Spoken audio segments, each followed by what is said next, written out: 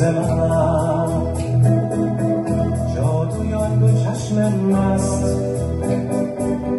عشق من افسانه کرد از صبر و طاقت بود عشقت مرا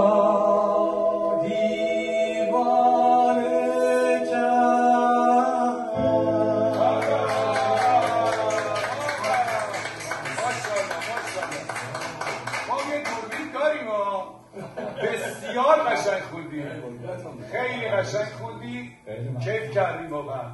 صدات نرم، با حالت، با احساس.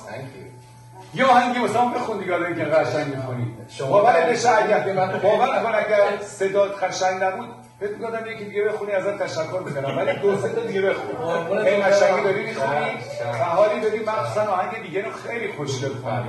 من سعی می‌کنم آهنگایی بخونم تا که به صدام بخوره. بابا این که به صدات خیلی میخوره. ممنونم.